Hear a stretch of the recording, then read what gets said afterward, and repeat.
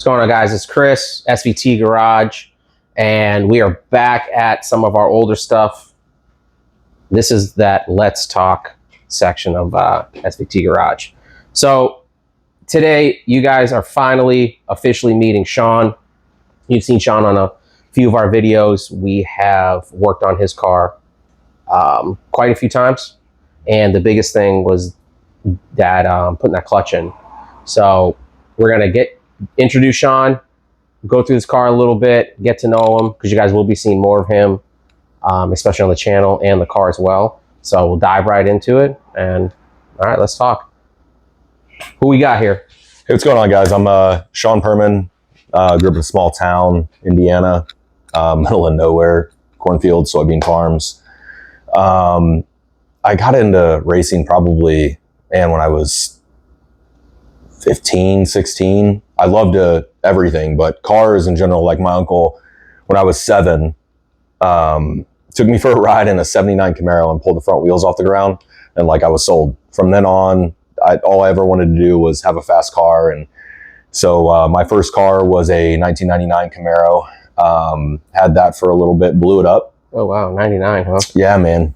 I ended up blowing it up. Dude, it was a little 6-cylinder, dude, with the 6-speed in it. It was all I could afford at the time.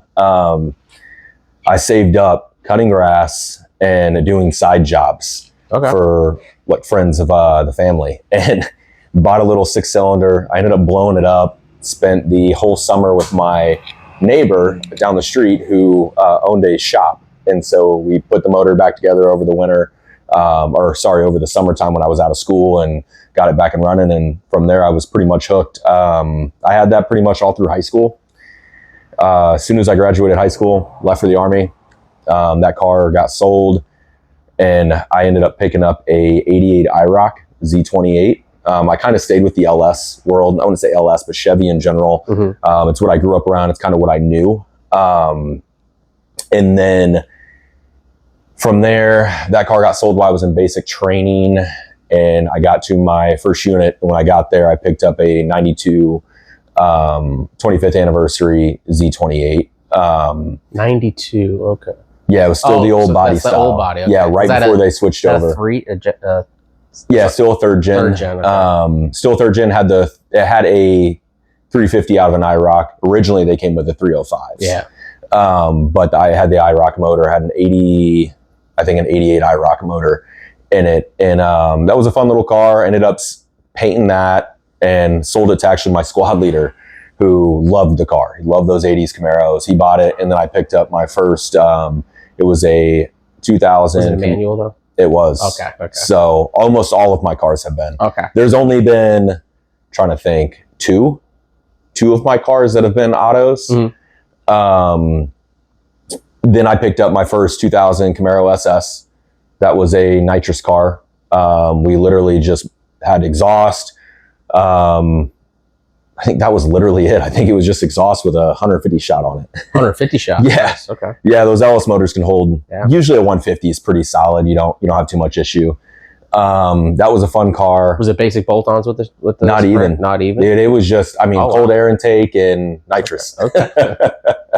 That'd be a fun car. It was fun to get around in. I think the car made like 420, 430 on a 150 shot. Yeah. So not bad. And then I had that for the rest of the time out in Texas. Then I came down on orders and went out to Hawaii for recruiting. So that car actually sat in my parents' garage up until really I left Hawaii. When I got out there, I bought the first vet. It was a 1984 Corvette that it was parked on the side of the road.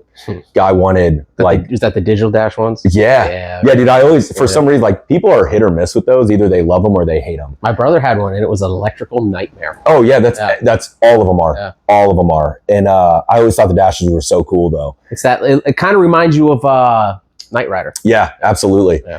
I loved it. It was beat up. It only had 30,000 miles on it though. It just sat in somebody's front yard. When I first got it, it wasn't running.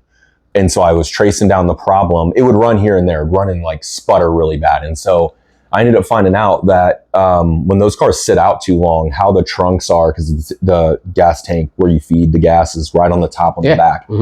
Those rot out. Yeah. If water sits in them. Is that that little door that flips up in the back? Yeah. And it just sat. And so it just collected water and over time rusted. Oh, yeah. And so I ended up just JB welding the entire thing and trying to make it work for a little bit. And it did. It worked. Dumped out the entire tank, put new gas in it, then replaced the radiator and a couple of other things. And car ran perfectly fine. I was having an issue getting the title from the guy. Guy gave me the runaround with the title. We were going back and forth. I had a bill of sale and everything, but he had lost the title. So I would have had to gone to like a court or the DMV, however it works. I can't really remember, to be able to get the title. So I ended up I was like, no, I'm not going to do all of that. I didn't have the time. So I ended up selling it for the same amount I bought it for. And then with no title? Yeah, no title. Yep. Another guy bought it. But I gave him the entire rundown of everything. I had everything you needed to go to the DMV and say, hey, look, I got a bill of sale. Guy just lost the title. So from there, I bought another 4th gen Camaro. It was a 2002 Z28, all white, cool car, another 6-speed. It was fun.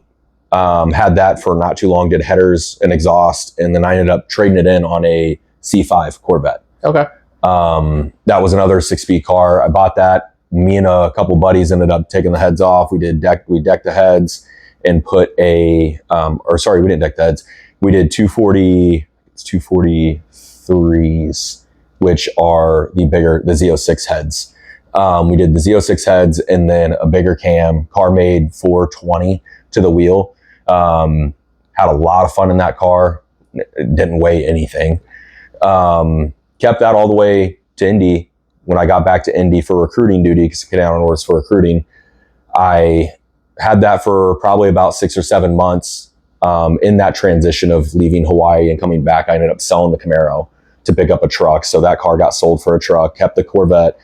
About, I'd say 6 months to a year later being there, I sold the C5, traded that in on a C6 Grand Sport, which was Grand Sport, one of my favorite cars that I've honestly owned. Yeah. It was a lot of fun. The body lines, they do. Yeah. They do. You can fit a 345 wide tire on them. They're essentially the same wide body as the exact same as the Z06. The only difference is they have the LS3 and not the LS7. And the fenders are different. They're the same, but the Grand Sport has a different. It has like the gills, the old fish gills, almost.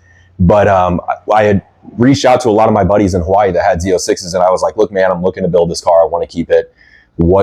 What would you say? Like, I'm looking at Z06s or Grand Sports." Every single one of them was like, "Dude, I love my Z06, but if you're looking to boost the car, go with the Grand Sport all day." Because isn't the Z06 notorious for having issues once you start slapping boost on them? Yeah, because their cylinder walls are super thin. So the 427s had a lot of issues. I wouldn't say a lot of issues. Take that back. I love the Z06s. They were notorious for dropping valves. The lash caps in the heads would randomly go out. Like Jim was looking at a lawsuit for it. They would randomly just give out and drop a valve and destroy the entire block. Yeah. And so what a nightmare that would be. Oh yeah. That's why, like, if you're gonna ever look at buying one, make sure you get one where the heads are fixed. Yeah. Because that is a nightmare. And then even then, you're supposed to check them every 10,000 miles to make sure it doesn't loosen up. Oh wow. Okay. Yeah. And I'm like, dude, that's just a headache. It's a lot. So, and the plan was to pro charge the car. And so a lot of them kind of talked me and pushed me in towards the Grand Sport. The LS3 holds a lot more boost. It'll be fun. So fast forward, bought the Grand Sport. About probably a year later is when I did heads and cam, and then tune. That was a rowdy car. Car made like 470, 480. Ran, I think my best pass, got to take it to the track a couple times, was a 10.9 at 125. Fun little car for being and that was an auto. So that was one of the autos, but it was had a big 3600 stall converter. Then whenever I was leaving, I had met my wife, and I was getting out of the Army. And so we were planning to move down here, and we didn't want any debt. And that was really the only debt that I had. So I had sold the Corvette and just ended up having a truck, kept my truck, and that was pretty much it for a while. It's hard to do, man. I've done that. It was hard, man. Yeah, it was hard. I don't think I need the car. You sell it. I'm daily driving a truck. You're like, this sucks. And I'll be honest, like that was an argument between Carolina and I, because I did not want to get rid of the car, man. Yeah. But I mean, obviously that was the best situation for moving down to Florida and getting everything squared away. So you got a fresh start. I get it. Now, you have family here. She have family here. What brought you? None. Oh, wow. She grew up coming to Florida. So I kind of did. My father's originally from Fort Lauderdale. So every summer we'd come down here and I'd see my grandpa. But not anything on this side. Wow. Like I think I've been to this side one time and it wasn't even like Clearwater. It was Fort Myers. Yeah. Down south. Yeah. I went there with a couple, my senior year, went there with a couple buddies. And then before that, I went one time with family. Right. But outside of that, I guess she grew up too going to the other coast. We kind of she works for GE Aviation. And so we were kind of looking at plants in Florida. We were between here and South Carolina. We really both liked South Carolina a lot. We thought it was very beautiful. She settled on Florida and I said, I don't really care. I'm used to moving around every 3 years anyways. Yeah. So for me, it was like wherever. Well, you ended up in a good spot. This is a good, I feel like in this, I say Tampa because it's close. Yeah. We're technically closer to the Clearwater side, but you moved into a good area because I grew up a little north of here up in Brooksville. I always just feel like this has such a diverse car community in this Bay, as we would call the Bay Area here, because again, I kind of same thing. My first car was that Torino. I had a 70 Torino, was my first car, saved up cutting grass with my dad and for his lawn business. And I was hooked, I went through, I went through everything. I probably had, I don't know, 12 Fox bodies throughout the year. You know what I mean? So I went that route. I mean, you clearly stayed in your direction with those with the Chevy platform. But the big kicker in the room, dude, is this ain't a Chevy. No. So dude, I want to because I know a little bit. You'll get a all kick. of it, but you'll get a big kick out of the CTS-V. Yeah, so I got a CTS-V when I was down here. This is a 13? 14. 14. So to a 14 GT500 and probably one of the nicest packages, the blue stripes, the Caros. What got you into the Shelby? So I've had a soft spot for a couple of different Mustangs. I'm not a huge Mustang guy. Is this your first Mustang? Very first. This is my first Ford product. Oh, period? Period. So you went all in. Yeah, I've always been a GM guy, man. Okay. And I love the LS This is platform. your first Ford? Yeah. Okay. Yeah. Okay. And you're going to laugh, dude, because it's funny because all of my buddies roasted me when I went to it. But I was like, I love the CTS-V. The CTS-V was a nightmare. It made 750, but I was constantly chasing problem after problem. And that was after building the motor. Was that a coupe or Yeah, it was a coupe. Okay. Yeah, built the motor. It was a 6.0 iron block with an LAT crank, forged pistons, forged rods. There were Wyseco pistons. I cannot remember the rods off the top of my. I think they were Cali rods. And PRC 260cc heads. Was that on stock blower? Yeah. Oh, yeah. Wow. Stock blower, made 750 on E. That's impressive. I'm trying to think. Yeah, that was really it. The car did really well. It hooked really well. That was another auto. That was the auto? Yeah, but it had paddle shifters. I felt like those in a manual spec are kind of rare. They're very rare. Yeah. Those between the coupes and the wagons. Rare, and if I had the money for a wagon, I would have picked up a wagon. I love the wagons. I love wagons in almost everything. A wagon is a bucket list car of mine, and believe it or not, the AMG Mercedes, I think it's the E55 wagon. I want one. They're awesome, man. Yeah, they're beautiful. Cool. In a manual, I'd probably settle for an auto, but dude, if I could get... I wanted to build it straight for racing. That was why, and I was like, if I'm going to do this, I'm going full race car mode, and I'm going to do, it had already had a stage 3 trans in it. With a, I can't remember, FTI converter. That car ran really, really well when it ran. but it was a nightmare chasing problem after problem after problem. A lot of people don't know they don't even make diffs for those cars anymore. You can't buy a built diff. Oh wow! But those stock diffs will hold over 1,000. The company went out of business, so the only way you can buy them. There's only one company making. Yeah, wow. And you can't get them anymore. They're discontinued. You have to buy them used, or you have to. I don't even know if there's an option to rebuild them. I'm sure there is. There has to be. But almost all those guys are running on stock converters, and because even the stock converter will hold over 1,000. Wow, that's bizarre. They're weird cars, really cool. It was a lot of fun. So what got you? What potentially broke the camel's back on that thing?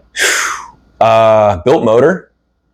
Within probably say a week of it being built, blew the oil sending unit off, shot oil all over the windshield. I had a Melling high volume and high flow oil pump. I was getting good pressure, which was phenomenal, but I guess that's a common problem, blows those. That wasn't a big deal, fixed that, blew the front main seal. This is a brand new build on a 6.0 iron block. It should not be having these issues. I had less than 1,000 miles on the build. Blew the rear main seal, and finally I'm like, dude, I'm done. I am done chasing problem. I had so much money invested in that car. I ended up selling it for what I bought it for, lost a bunch of money. In between that time frame, like I was hardcore looking. I've always had a soft spot for Fox bodies, 03, 04 Terminator Cobras, and the 13, 14 Shelbys. You did a little homework on the Fords. I did. So what's funny is when I was in Texas was my first introduction to the 03, 04 Terminators. Okay. A buddy of mine had I think it was 800, made 800, but it was the red fire. Okay. And I'll never forget his plates, red wine. Okay. Wine for the supercharger. Yeah. Dude, it was one of the coolest cars that I can remember. It took me for a ride in it. That car was insane. So I immediately fell in love with those. Had a soft spot for the 0304s. My biggest problem between those and looking at the Shelbys was they're so close for a very clean one. They're very, very close in price range. Correct, yeah. So a low mileage, spec'd out Cobra, blue Mystic or something like that, or the Comp Orange or, low mile mineral gray like you got behind you. Yeah. You're pushing, close to something. Yeah, it's been a couple more thousand you can pick one of these up. And that was kind of, and I guess you can kind of say I'm a little bougie. I like. Oh, this is a bougie car. Yeah, I mean, compared to the two, like that thing behind you is like the old granddaddy, where it's just, I feel like. But that's what started it. Right. And, this one here is like, oh, I need Recaro seats. Yeah. Exactly. I need bigger touchscreens, It was a touchscreen. That's what sold me. And, they're optioned out a little more. And they are. But I do like them. I mean, if money was an option, I'd have a gigantic garage with all kinds of... I don't think I'd have a car newer than 2020, to be honest with you. You and me both. And so you find this thing. You bought it sight unseen? Pretty much, yeah, man. The guy was in Virginia. He's from Dunedin, Florida originally. He posted it within like 2 days of him posting it here. I had saw it and I messaged him because I've been doing a lot of research because I was back and forth. Like I like the 1314s because of the body style, but I didn't know a whole lot about the different motors between the 5.4, the 5.8, and different blower sizes. So the 1314's got a bigger blower, got a bigger block, or not bigger block, but the 5.8 is instead of the 5.4. Other than the looks of the 1314. Sure. So did a bunch of research, and that's when I kind of like settled on getting the 1314 because there's a massive price difference. You can pick up an 07 to 10 for 20s, in the 20s. Low mileage. Yeah. And then you not no more. Not then. Because I feel like the 07s are kind of catching back up. The 08s are catching back up a little bit. I haven't seen any of them, but I haven't looked in a while. They're not touching these prices. But where you get them for 20, probably now around like 29, 32. Yeah, for sure. And then you have the off year of like the 10. There was my neighbor with that new Z06. I hate the guy's like old too, so he's a car. That's cool. Yeah. And then you have the 10, which is the oddball because then it came with the aluminum block, but had the different body style and a couple different things. So that was like the redhead stepchild. Not a lot of people were huge fans of those. Then you had the 11 and 12s, which are, again, significant in price range. Like you can find them in the high 30s, low 40s. You're talking almost a 10K difference between these and the 1314s and the 11 and 12s. Mm-hmm. And I was like, did a bunch of research just trying to figure out why there's such a big price difference. It's the power plant. Yeah, 100%. And so that's what I found out. That's what settled in the 1314s. He listed it in Dunedin within 2 days of seeing it. I was like, I messaged him and I was like, hey man, tell me about the car. And he gave me the full rundown, 30,000 miles, pretty much brand new, fully optioned out. The only option it doesn't have is the glass roof, which is very rare. Yeah. Looked for those for a while and they're just so hard to find. And it was pretty much already built before I got it. And so I had such a bad experience with the CTS-V when I bought that sight unseen that the guy was awesome, man. Really, really good kid, solid guy. I mean, I probably asked him like 100 different questions. Hey man, I want a video of this. You're spending a lot of money. Yeah. You deserve, I don't care what you're buying. If you're buying something, you're selling it, you got to be prepared to ask questions. Yeah, but you know how marketplace and is answer now. them, you know what I mean? I should say you should be prepared to answer them. Marketplace is like trying to buy a car from anybody nowadays. Like it's hard. It's hard. People don't want to answer all the questions. People are most of the time trying to hide stuff or be untruthful. Sure. So he was phenomenal. Any question I had, answered it immediately. Any video, anything that I wanted, he sent. We actually split shipping to ship the car here. And I told him he was taking a risk too, because I was like, hey man, if this car makes one tick that sounds off to me, I am not buying it. And he's like, no man, I'm telling you, like it runs great. He had it for, I think, a couple of years and put less than 6,000 miles on it. Right. And so I jumped on it pretty quick and I got a really good deal. And since then, man, I've loved it. And coming from the vet world, it's completely different. The biggest thing I can say, the difference between the two for anybody that's on the fence between Corvettes and a Shelby, what do you want? You know, like the Corvette's awesome. I always love vets. I always will. They're more nimble. Mm-hmm. They don't feel like a muscle car. It feels like a sports car, like it's supposed to feel. I mean, it feels they are European looking too. Yeah. You know, they have that exotic feel. 100%. I mean, I could be, that's my opinion, but I feel like they're definitely more of an exotic looking muscle car. Absolutely. Like that Z06 I just drove by. I mean, that thing looks like a Ferrari. Yeah, 100%. So you could see them transitioning into that, you know, slowly coming into that, you know, again, I would love a Corvette. I would love a cool one, but you know, the Mustang, they're kind of getting away from it too with the newer Shelbys. You know, absolutely. You know, they're getting a little. I love them. If I had 6 figures to drop on a car, you and me both, man. But I feel like, you know, again, this. Yeah, you're probably right. This is more of that muscle car, and you feel it. Yeah, you feel every mile on the road. Yeah, you feel in a good way, not in like, oh gosh, it sucks. It's breaking your neck and it's throwing your back out. I even let Ryan drive it. Ryan drove it and he was like, dude, I can't believe this car feels stock. Yeah. And you wouldn't know what it was making. What does it make? So it makes 847 exactly. So I always just round it up 850. Yeah. So 850 wheel horsepower. We ain't gonna beat you up on 3 horsepower. You know, if we like, oh God, you lied, you did dyno numbers. You know, you could run on a colder day and, you know, gain a little more power. So yeah. This is pulleyed. Yeah, so it's got a 245 upper, a 10% underdrive, stock blower. From what I've been told, I'm pretty sure it's not ported or anything like that. The biggest cold air intake you can get. It's got the Kenny Bell 168 millimeter throttle body. It does have the L&M NSR cams. Okay.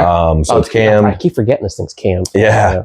American Racing headers to American Racing X pipe, and then the stock GT500 axle back.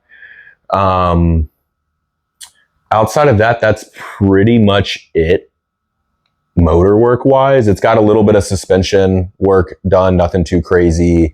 Adjustable shocks, Blistein double adjustable shocks. I think it's Ford K Racing springs. Right. Panhard bar and a couple of other things that I can't think of right now. So future plans, what do you think? I mean, power-wise, I don't think you need any more. Yeah, no, I mean, really, this is pretty much where I'm going to leave it. You are the only one in the group with stock wheels. Yeah, it's so hard to get rid of. I know, yeah. They look so good. The stock wheels on these things are just, I mean, they do look good. Blew it out of the park. They have that, what's that wheel company that kind of look like them? Not the FMFs. What are they? Forge Stars. Forge Stars. Yeah. Yeah. So I did buy a drag pack. They look like, I feel like if you just did a drag Forge Star on the rear, pretty similar. They're super. I mean, obviously they're different, but they have the same appeal. Yeah, I picked up those cars. They do. Yeah. They do. I picked up a drag pack strictly for whenever I plan to take it to the track, anything like that. I don't want daily on them because those tires, you know how those tires are. Yeah. You just blow through them. But yeah, outside of that, that's pretty much it. Just enjoying it. Yeah, man. And we did do the heat exchanger. We did the heat exchanger. Yeah, and so like if I do anything else, it'll probably be more towards cooling stuff. But even now, like it's been doing well, and we're midway through summer. It's been hot. Yeah, it's been real hot. And besides the rain, it's been hot. Yeah, and pole after pole, it's been. You feel like Titanic heat exchanger. Do you feel like the Titanic, you were worth the money? 100%. Okay. 100%. We are still going to do some, on the channel. We're going to dive into that a little bit with him as we are doing more to it. That I think we're going to do bigger lines. Yeah, I'm going to do bigger lines, and I'm going to go with their pump. Sure. And we'll do some. We'll do some before and after. Yeah. And I have some before of poles at wide open throttle without the heat exchanger. That I can also send over to you because I know some people were curious about that. But I will say it was 100% worth the money. I even just like getting on it, the recovery time with this Titanic is, instant. Instant.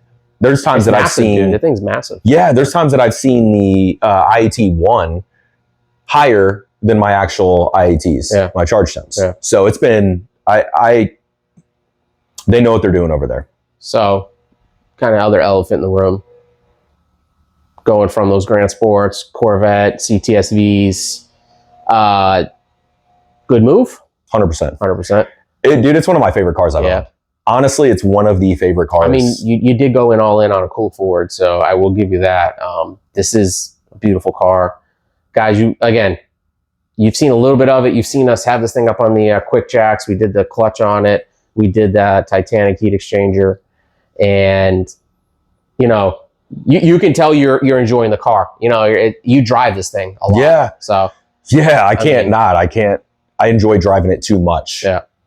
And it's a love and hate thing because I want to keep the miles low, but it's also like I want to enjoy it. Yeah. Well, let's end this here. We'll do a walk around. Give everybody a close up of this thing, and. You got guys, it's Chris, SVT Garage.